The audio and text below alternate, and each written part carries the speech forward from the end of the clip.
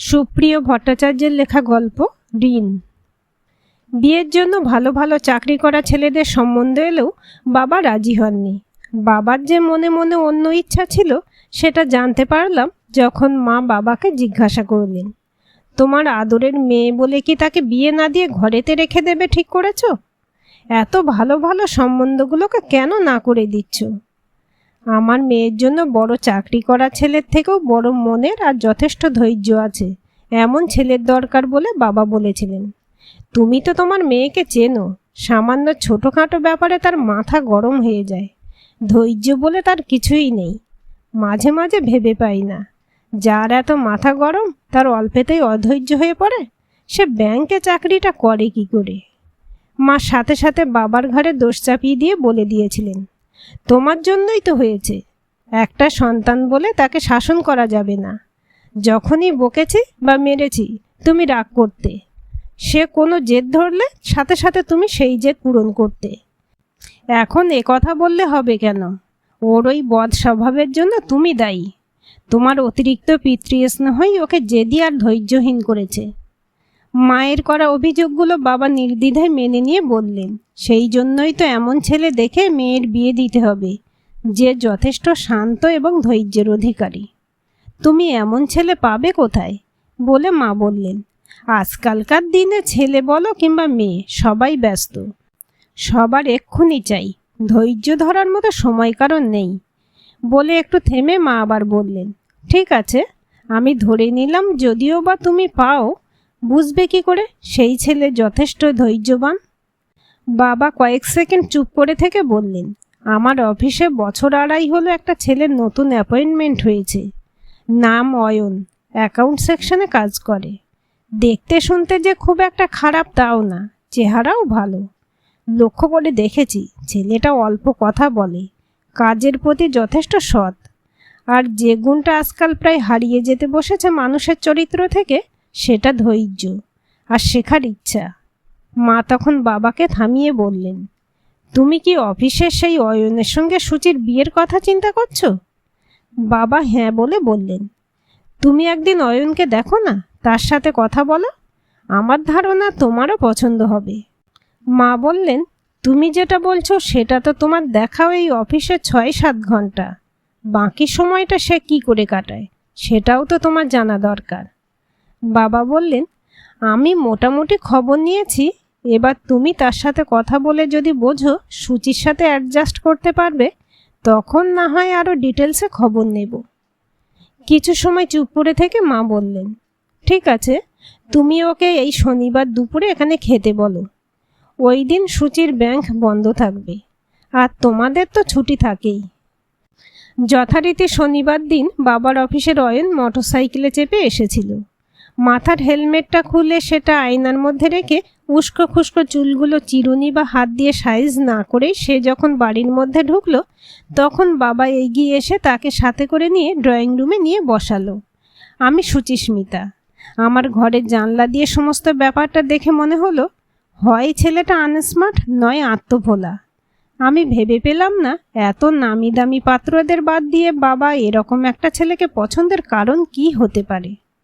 শরবতের গ্লাসটা ট্রের উপর নামিয়ে যখন আমি ড্রয়িং রুমে ঢুকলাম, ততক্ষণে কথায় কথায় মা এটাও জেনে নিয়েছিলেন অয়নের বাবা মা ভাই বোন কেউ নেই, সে সম্পূর্ণ একা একটা ভাড়া বাড়িতে থাকে।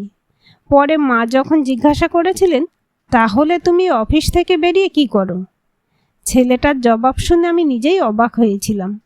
এখনকার দিনে কোনো ইয়াং ছেলে নিজের গাঁটের পয়সা খরচ করে অনাথ আশ্রম চালায়? অয়নের উত্তর ছিল, তারা 4 বন্ধু মিলে 18 জন বাচ্চা ছেলে মেয়ের একটা অনাথ আশ্রম চালায়। সকালে একজন গিয়ে বেলা পর্যন্ত থেকে ছেলে মেয়েগুলো দেখাশোনা করে, সেই সঙ্গে তাদের পড়ায়। আর অয়ন অফিস থেকে ফিরে ছেলে মেয়েগুলোকে দেখে তাদের পড়িয়ে বাসায় ফেরে রাত 9টার পর। বাকি সময়টা দেখাশোনা রান্না বান্না করার জন্য একজন দিদি আছেন, যার নাকি কেউ নেই। বাবা যখন বললেন 1টা বেজে গেছে, আমাদের খেতে দাও, তখন মোটামুটি মার যেটা জানার দরকার ছিল সেটা তার জানা হয়ে গেছে। আমার মা বললেন, অয়ন আর তোর বাবাকে খেতে দে। মার এই কথার মধ্যেই পরিষ্কার ইঙ্গিত ছিল অয়নকে তার পছন্দ হয়েছে। পরিবেশন করার সময় আমি অয়নকে কাছ থেকে দেখে যেটা বুঝলাম, সুঠাম চেহারা হলেও খুব যে দেখতে সুন্দর সেটা বলা যাবে না, তবে আপাত দৃষ্টিতে সুন্দর বলা যেতে পারে। বাবা বলেছিলেন ছেলে কম কথা বলে, সেটা একেবারে ঠিক, কিন্তু এতটা যে সে ভদ্র না ভদ্রতার ভান করছে সেটা বুঝতে পারছি না, কারণ আমার দিকে চোখ তুলে একবারও তাকায়নি, আর তাতেই আমার মাথা অলরেডি গরম হয়ে গেছে। আমি তার দৃষ্টি আকর্ষণ করার চেষ্টা করেছি, সে আমার দিকে না তাকিয়েই হাত দুটো উল্টে প্লেটের দিকে তাকিয়ে বলেছে, না আর দেবেন না প্লিজ, আমি খেতে পারবো না। মা যখন বললেন চিংড়ি মাছের মালাইকারিটা সুচি রান্না করেছে, আর অন্তত একটা নাও, তখন সে মায়ের দিকে তাকিয়ে ছোট্ট একটু হেসে বলতে পেরেছে, দুটো খেয়েছি আর না। সাধারণত কেউ আমাকে উপেক্ষা করলে আমার মাথা গরম হয়ে যায়, আর সেটাই হয়েছে এই ছেলের ক্ষেত্রেও। তাই আমি ঠিক করেছি আগামীকাল রবিবার বাবাকে বলে অয়নকে ডাকিয়ে ওর এই অনাথ আশ্রমের ব্যাপারটা সত্যি কিনা আমি দেখতে চাই। বেলা 10:30টার দিকে অয়ন মোটরসাইকেলটা নিয়ে এসে দাঁড়াতেই মনে হয়েছিল ওর মোটরসাইকেলের পিছনে বসে আমায় যেতে হবে। মনে মনে হাসলাম এই ভেবে, যতটা আনস্মার্ট ভেবেছিলাম তার থেকেও বেশি স্মার্ট। মোটরসাইকেলের পিছনে বসলে শরীরে টাচ হতেই পারে, সেটা সে যে ইচ্ছে করেই করেছে সেটা বলাও যাবে না। একটু ভয়ও করতে লাগলো, কারণ আগে কখনো মোটরসাইকেলের পিছনে উঠিনি, পড়ে টরে যাব না তো। বাবা অয়নকে ভিতরে আসতে বললে সে বলল, না স্যার, আমি এখানে ঠিক আছি।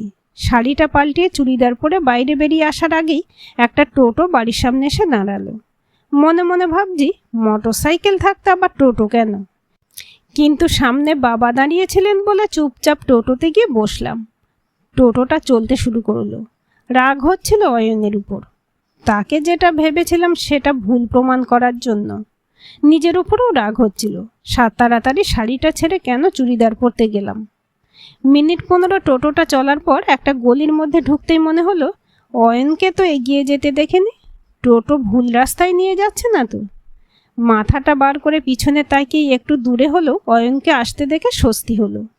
পাঁচিল দিয়ে ঘেরা টালির চালে 4টে ঘর নিয়ে কিশলায়, অনাথ আশ্রমের নাম। গেটের সামনে সাইনবোর্ডে লেখা। ভিতরে ঢোকার আগেই অয়নের 3 বন্ধু এগিয়ে এসে নমস্কার করে বলল, কিশলয়ের তরফ থেকে আপনাকে অনেক ধন্যবাদ এখানে আসার জন্য।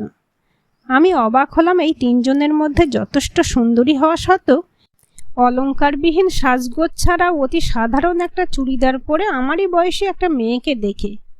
অয়ন এসে আলাপ করিয়ে দিল তার বন্ধুদের সাথে এক এক করে, শঙ্কর, দীপক আর মালিনী। কথায় কথায় জানতে পারলাম শঙ্কর স্কুল মাস্টার, দীপক সরকারি অফিসের ইঞ্জিনিয়ার, আর এই অনাথ আশ্রমের জায়গাটা মালিনীদের, ওর বাবা প্রমোটার। প্রত্যেকেই এখানে সময় দেয়, ব্যবস্থাও ভালো। মধ্যবয়সী কেয়ারটেকার কাম দিদি পারুলদির সাথে আলাপ হওয়ার পর বুঝতে পারলাম মূলত ইনি এখানকার বাচ্চাগুলোর আসল গার্জিয়ান, যিনি এই বাচ্চাগুলোকে নিজের সন্তানের মতো দেখাশোনা করেন। শঙ্কর, দীপক আর মালিনী আমার সাথে গল্প করতে লাগলো, কিন্তু আমার চোখ তখন অয়নকে খুঁজতে ব্যস্ত। বন্ধুদের সাথে আলাপ করিয়ে দিয়ে সে যে কোথায় গেল দেখতে পাচ্ছি না। এদিক সেদিক তাকাতে শঙ্কর বলল, অয়নকে খুঁজছেন বোধহয়, ও বাচ্চাদের সাথে পিছন দিকে আছে, চলুন ওদিকে যাই। পায়ে পায়ে এগিয়ে গিয়ে দেখি বেশ কিছুটা মাটি কোপানো জায়গায় অয়ন বাচ্চাগুলোকে নিয়ে বেগুনের চারা, লঙ্কার চারা আর কুমড়োর দানা বসাচ্ছে। পাশে কিছুটা জায়গায় মাচা বাঁধা আছে, যেখানে ছোট ছোট শশা ঝুলছে। আমি পিছন থেকে গাছের চারা বসানোয় ব্যস্ত অয়নকে দেখছি আর ভাবছি, এ কেমন ছেলে, সুযোগ থাকা সত্ত্বেও মোটরসাইকেলের পিছনে না বসিয়ে টোটোতে করে নিয়ে এলো। এখানে আসার পর বন্ধুদের সাথে পরিচয় করিয়ে দিয়ে আমার পাশে পাশে না ঘুরে আশ্রমের ছেলেগুলোকে নিয়ে গাছের চারা বসানোয় ব্যস্ত। কথা কম বলে সেটা তো শুনেছিলাম, কিন্তু বাবার পছন্দের এই ছেলে তো দেখছি নিজেকে কেমন যেন গুটিয়ে রাখে। প্রায় 1 ঘন্টা পর অয়ন এলো, পিছন পিছন পারুলদি একটা ট্রেতে করে শশা মুড়ি নিয়ে এসে বলল, আমাদের এখানকার বিনা সারের শশা খেয়ে দেখুন কেমন লাগে। পরে চা খেয়ে প্রায় 1-2 ঘন্টা থেকে মালিনীকে বললাম, আজ যাই, জায়গাটা তো চিনে গেলাম, পরে আবার সময় সুযোগ করে আসব।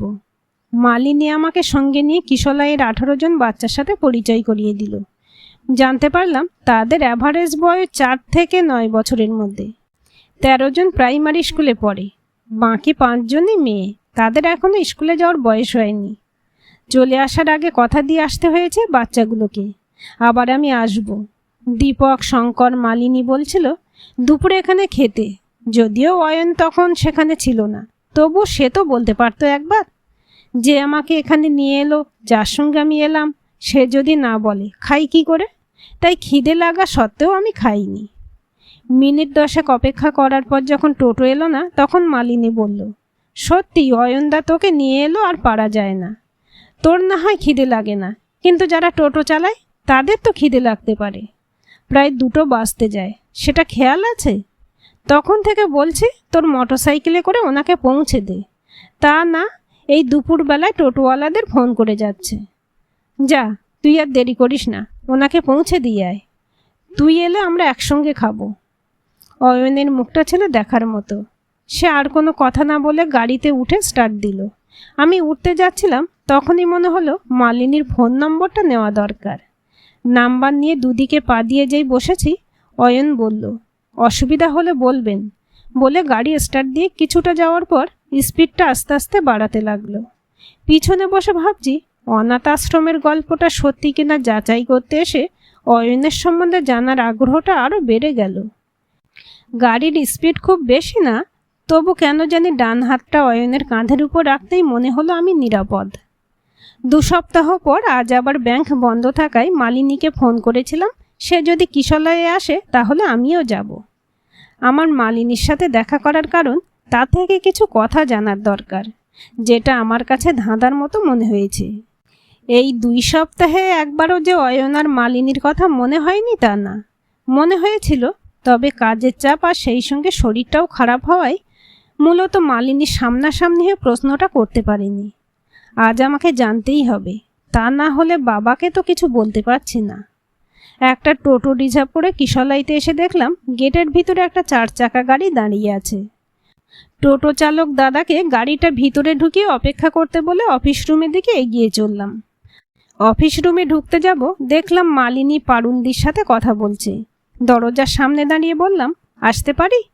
মালিনী একগাল হেসে বলল, কি বলেন আপনি, ইউ আর অলওয়েজ ওয়েলকাম। কি খাবেন বলুন, তাহলে পারুলদিকে বলে দিই। পারুলদি সামনে দাঁড়িয়ে আছে বলে বললাম, কিছু খাবো না, আপনার সাথে শুধু গল্প করতে এসেছি। পারুলদি চলে গেলে মালিনীকে সরাসরি বললাম, অয়নের সাথে আপনার সম্পর্কটা ঠিক কী, আর আপনি সাজগোজ করেন না কেন? এগুলো জানতে না পারলে আমি নিজে কোনো ডিসিশন নিতে পারছি না। মালিনী একটু হাসলো, তারপর বলল, বসুন। আমি সামনের চেয়ারটায় বসলে মালিনী বলা শুরু করলো, আমি তখন ক্লাস 8-এ পড়ি। পড়ার থেকে বেশি সিনেমা দেখতে ভালো লাগতো। বাবা সারাদিন ব্যবসার কাজে ব্যস্ত থাকতেন, মা সংসারের কাজে। আমি বন্ধুদের সাথে স্কুল থেকে মাঝে মধ্যেই সিনেমার প্রথম শো দেখতে পালিয়ে যেতাম। যথারীতি রেজাল্ট খারাপ হয়, বাবা কিছু না বললেও মার বকাঝকা, সেই সঙ্গে 2-4 ঘা খেয়ে মেজাজ হারিয়ে 2টো বই ছিঁড়ে ফেলি। পরে বাবা জানতে পেরে আমাকে বকাঝকা না করে রাতে খাবার টেবিলে বসে বলেছিলেন, তোমার রেজাল্ট খারাপ হয়েছে বলে তার জন্য মা তোমাকে বকেছেন, আর তুমি রাগ করে বই ছিঁড়েছ। তুমি জানো, এই বই আর প্রাইমারি স্কুল থেকে হাই স্কুলে ভর্তি হওয়ার যে অ্যাডমিশন ফির দরকার ছিল, সেটা অয়নের বাবার কাছে ছিল না বলে তাকে মরতে হয়েছিল। আর যদি অয়নের মতো তোমার অবস্থা হতো, তাহলে তুমি কি করতে? কৌতূহলের সঙ্গে জানতে চেয়েছিলাম, কি হয়েছিল অয়নদার বাবার? মা বলে উঠলেন, কি দরকার ওসব কথা ওকে শোনানোর? বাবা মুখের খাবার শেষ করে বললেন, অয়নের সম্বন্ধে ওর পুরোটা জানার দরকার। তাই বলে তুমি ওকে ওই ভয়ঙ্কর দিনের কথা বলবে? বাবা মার দিকে তাকিয়ে সামান্য মাথা নাড়িয়ে বললেন, না তন্দ্রা, প্রতিটা মানুষেরই সাইকোলজিক্যাল দিকটা জানার দরকার, তাতে সেই মানুষটা সম্বন্ধে একটা ধারণা জন্মায়। মা বললেন, ঠিক আছে, এখন খাওয়ার টেবিলে সেটা নাই বা বললে, পরে না হয় বলো। আমি বাবাকে আর কিছু জিজ্ঞাসা না করে মনে মনে ঠিক করে নিলাম, কাল সকাল সকাল আমি অয়নদার বাড়ির ঠিকানা জেনে নিয়ে তার থেকেই সব শুনব। খাওয়া শেষ করে নিজের ঘরে এসে চিন্তা করতে লাগলাম, 4 বছর আগেও অয়নদা তো এই বাড়িতেই থাকতো। তাহলে কি এমন হয়েছিল যার জন্য মাধ্যমিকে স্ট্যান্ড করা অয়নদা এই বাড়ি ছেড়ে চলে গিয়েছিল? ঠিক তখনই বাবা ঘরে ঢুকে আমাকে চুপ করে বসে থাকতে দেখে বললেন, দেখ মা, আজ যেটা তুই করছিস সেটা ঠিক করিসনি। তো সব রকম সুযোগ সুবিধা স্বাধীনতা দেওয়া সত্ত্বেও পরীক্ষার রেজাল্ট যদি এই হয়, তাহলে বাবা মায়ের কি অবস্থাটা হয় একবার ভেবেছিস? অয়নের জন্য আজও আমার গর্ব হয়। আমি কি আমার মেয়ের জন্য কোনোদিন গর্ব করতে পারবো না? বললাম, বাবা, তুমি যদি সঠিক কথাগুলো বলো তাহলে আমি তোমাকে গর্বিত করতে পারবো কিনা জানি না, তবে আমি নিজেকে পাল্টাবো। বাবা চুপ করে আছে দেখে বললাম, অয়নদা এই বাড়ি ছেড়ে চলে গিয়েছিল কেন? বাবা চুপ করে আছে দেখে বললাম, বলো। তোমার মা চাননি বলে। বাবার উত্তর শুনে আমি অবাক। বললাম, মানে? মানেটা তোমার মা ভালো জানবে। তবে তার মনে হয়েছিল মেয়ে দিন দিন বড় হচ্ছে, ওরকম একটা গরিব হাতে ঘরের ছেলেকে বাড়িতে রাখাটা ঠিক নিরাপদ নয়। তার উপর আমিও সবসময় বাড়ি থাকি না, যে কারণে তোমার মার এটা মনে হয়েছিল। কিন্তু বাবা, অয়নদা তো। বাবা আমাকে থামিয়ে দিয়ে বললেন, আমি জানি অয়ন ওরকম ছেলেই নয়, তবে তুই শুনলে অবাক হবি। যেদিন তোর মা এই কথাটা বলেছিল সেদিনই অয়নের মাধ্যমিকের রেজাল্ট বেরিয়েছিল।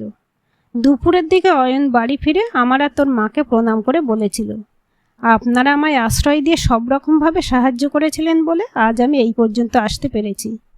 আগামী দিনে আপনারা শুধু একটু আশীর্বাদ করবেন বলেই বলেছিল। স্যার, আমি আমার বাবার বাড়িতে যেতে চাই। ভেবেছি সেখান থেকে টিউশনি করে আমি যেভাবেই হোক নিজের খরচটা চালিয়ে নেওয়ার চেষ্টা করব। আপনি শুধু আমাকে একটু আশীর্বাদ করবেন। অয়নদের ছোটোখাটো টালির চালের বাড়িটা ঠিকঠাক করে সারাই করতে দিন 15 লেগে গেল। তারপর আমি একদিন নিজে সঙ্গে করে ওকে ওই বাড়িতে রেখে এসেছিলাম। এর মধ্যে সে একদিনও এ বাড়িতে আসেনি। এসেছিল গেল বছর উচ্চ মাধ্যমিকের রেজাল্ট বেরোবার পর আমাদের প্রণাম করতে। বললাম, উচ্চ মাধ্যমিকের রেজাল্ট কি ছিল? বাবা একটু হেসে বললেন, জেলার টপার ছিল। কয়েক সেকেন্ড চুপ করে থেকে বললাম, অয়নদার মতো এরকম একজন ব্রিলিয়ান্ট স্টুডেন্ট থাকতে আমি তার কাছে কেন কোচিংটা নিচ্ছি না? কারণ আমাদের বাড়ি থেকে অয়নদের বাড়িটা একটু দূরে, আর সর্বোপরি তোমার মা চান না তাই। আমি আর কথা না বাড়িয়ে বাবাকে বললাম, ড্রাইভার কাকুকে বলে রেখো কাল সকালে অয়নদার বাড়িতে যেন আমাকে নামিয়ে দিয়ে আসে। এই পর্যন্ত বলে মালিনী আমাকে বলল, একটু চা মুড়ি বা অন্য কিছু বলি পারুল দিকে?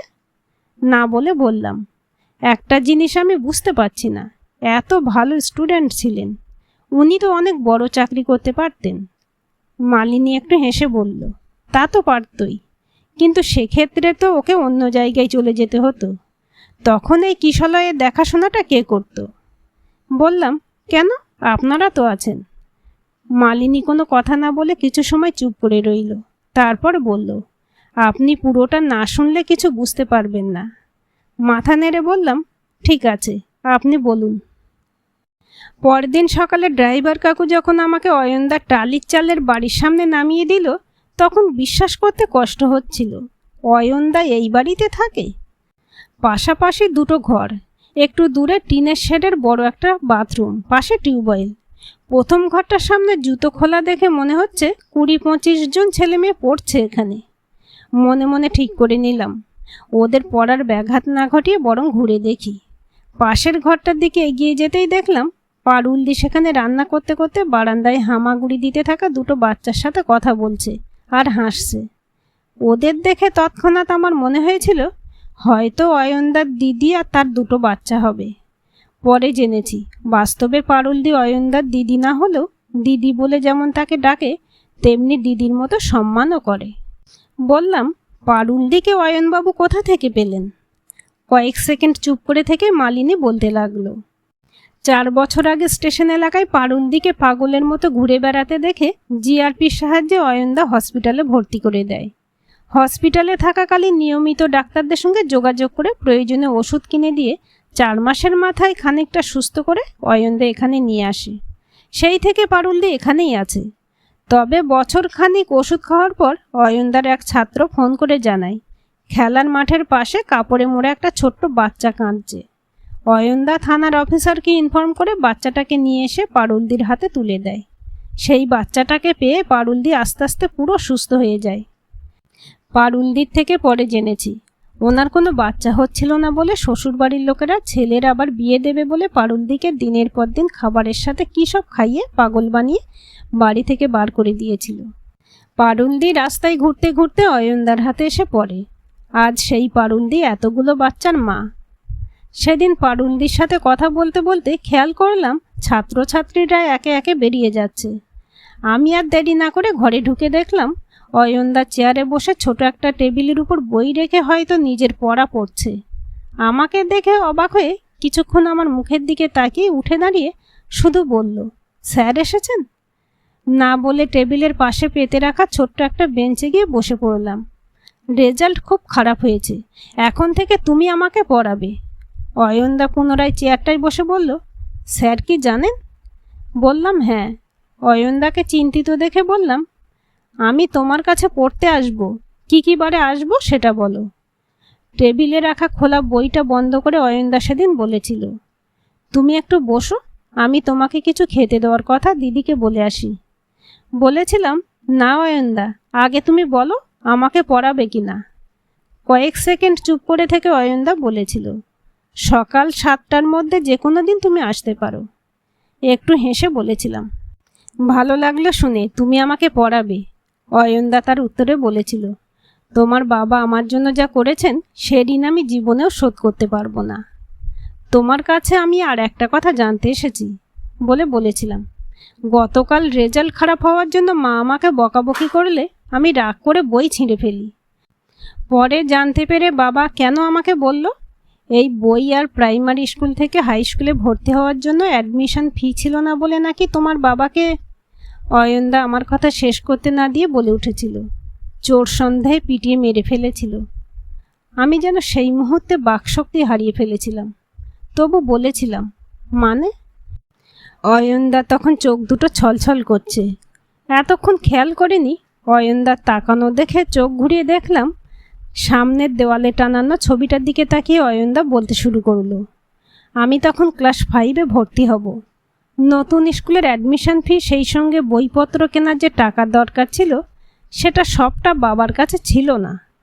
বাবা সকালে সাইকেলটা বার করে আমাকে বললেন, তুই রেডি হয়ে নে, তোর মনতোষ কাকুকে বলা আছে, বাকি টাকাটা ওর থেকে নিয়ে স্কুলে ভর্তি করে বই কিনে বাড়ি ফিরে খাওয়া দাওয়া করব। মনতোষ কাকুর কাছ থেকে টাকা নিয়ে যখন আমরা ফিরছি তখন আমি বাবাকে বলেছিলাম, খুব খিদে পেয়েছে। রাস্তার ধারে হাট খোলায় বাবা সাইকেলটা রেখে একটা দোকানে ঢুকে 2টো চা চিনি বেশি দিয়ে বলে 2টো পাউরুটি দিয়ে একটা আমাকে আর একটা বাবা নিজে নিয়ে সেই চিনি বেশি দেওয়া চায়ে পাউরুটি ডুবিয়ে খাওয়া শেষ করে সাইকেলটা নিয়ে যেই 2 পা বাবা এগিয়েছে অমনি হাটের কিছু লোক সাইকেল চোর বলে চিৎকার করে উঠতেই লোকজন ছুটে এসে বাবাকে মারতে লাগলো। আমি প্রথমে হকচকিয়ে গেলেও কাঁদতে কাঁদতে বলতে লাগলাম, আমার বাবা চোর না, চোর না। কিন্তু সেদিন হাটের মানুষ আমার কান্নাকে উপেক্ষা করে তারা সব ঝাঁপিয়ে পড়েছিল আমার বাবার উপর। কিছু সময় পর ভিড়ের মধ্য দিয়ে যখন বাবাকে দেখতে পেলাম তার নাক মুখ দিয়ে রক্ত ঝরছে। ভিড় ঠেলে ভেতরে ঢোকার আপ্রাণ চেষ্টা করতে লাগলাম।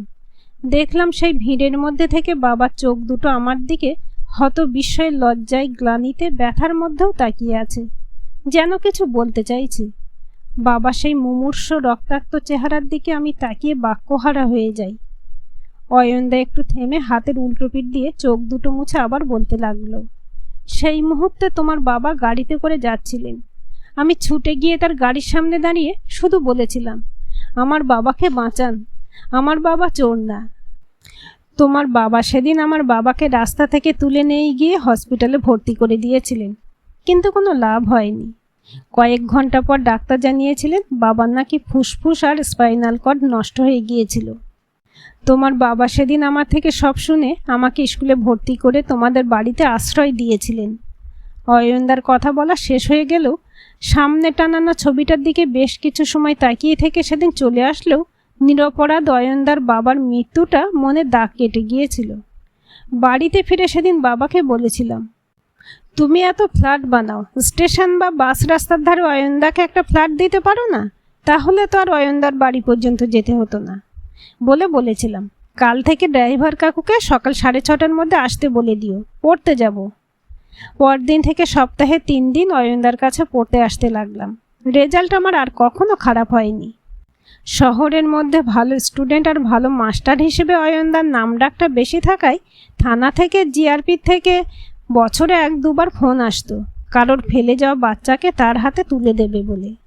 আমি এখানে পড়তে পড়তে দেখতে পেতাম দিন দিন বাচ্চার সংখ্যা বাড়ছে, অথচ জায়গা কম, ঘর নেই। আশেপাশে যারা বাস করতো তারা অয়নদার সাথে খারাপ ব্যবহার করত। সেটা আমার সহ্য হতো না বলে বাবাকে বলেছিলাম, বাজার ছাড়া বেশি দাম দিয়ে আশপাশে 3টে লোকের জমি বাবা আমার নামে কিনে দেয়। সেই জায়গা আর অয়নদার বাবার এই ঘর দুটো নিয়ে তৈরি হয় আজকের কিশলায়। প্রথম প্রথম যখন এখানে আসতাম তখন আমার গায়ে থাকতো দামি দামি গয়নার পোশাক। অয়নদা একদিন আমাকে বলল, বাচ্চাগুলোর ভালোবাসা পাওয়ার থেকে বড় অলংকার আর কিছু হতে পারে না, আর সততার থেকে দামি পরিচ্ছদ কিছু নেই। কথা দুটো শোনার পর থেকে আর চোখের সামনে অয়নদাকে দেখতে দেখতে আমার মন আর ধারণা পাল্টাতে লাগলো। আমি ধীরে ধীরে আমার শরীর থেকে অলংকারগুলো সব খুলে রেখেছি। খুব সিম্পল জীবনযাপন করি, অয়নদার মতোই। মূলত আশ্রমটা অয়নদার, আমি চালাই। দীপকদা শঙ্করদা আসে যায়, সাহায্য করে, কিন্তু কোনো দায়িত্ব নিতে চায় না। যেখানে এতগুলো বাচ্চার ভবিষ্যতের ব্যাপার, সেখানে অয়নদা চাকরি নিয়ে বাইরে চলে গেলে আমি একা পেরে উঠব না। একমাত্র সেই কারণেই অয়নদা এখানে পড়ে থেকে ওই চাকরিটা করে। মালিনীর বলা কথাগুলো শুনতে শুনতে আমার চোখ ভিজে গিয়েছিল। রিয়ালাইজ করতে পারছিলাম কেন অয়ন এত সিম্পল চুপচাপ থাকে। হঠাৎ মুখ দিয়ে বেরিয়ে এলো মনের কথাটা। মালিনীকে দুম করে জিজ্ঞাসা করে ফেললাম, অয়নকে কি তুমি ভালোবাসো? মালিনী একটু হেসে বলল, অবশ্যই ভালোবাসি, তবে অয়নদা আমার দাদার মতো। আমাদের বাড়িতে যখন থাকতো তখনও রাখি পরাতাম, আজও পরাই। বললাম, অয়ন থাকে কোথায়? স্টেশনের ধারে দিগন্ত বলে যে ফ্ল্যাটটা আছে তার 3 তলায় 2 কামরার একটা রুমে থাকে বলে মালিনী এটাও বলল। ফ্ল্যাটটা কিন্তু আমার বাবা দেয়নি। কিশলাইতে বাচ্চার সংখ্যা বাড়তে লাগলো দেখে অয়নদা ফ্ল্যাটটা ওখানে নিতে বাধ্য হয়েছে বলে মুখটা গম্ভীর করে মালিনী বলল, দেখতে অতি সাধারণ। মনে কষ্ট থাকা আমার দাদাটাকে কি পারবেন মনের কষ্ট দূর করে আপন করে নিতে? সামনে টানানো অয়নের বাবার ছবিটার দিকে তাকিয়ে আস্তে আস্তে ঘাড় নেড়ে বললাম, পারবো, তবে তার আগে বাবাকে বলতে হবে। গল্পটি কেমন লাগলো কমেন্ট করে জানাবেন। ভালো লাগলে লাইক, শেয়ার এবং সাবস্ক্রাইব করবেন, আর অবশ্যই বেল আইকনটি ক্লিক করে রাখবেন।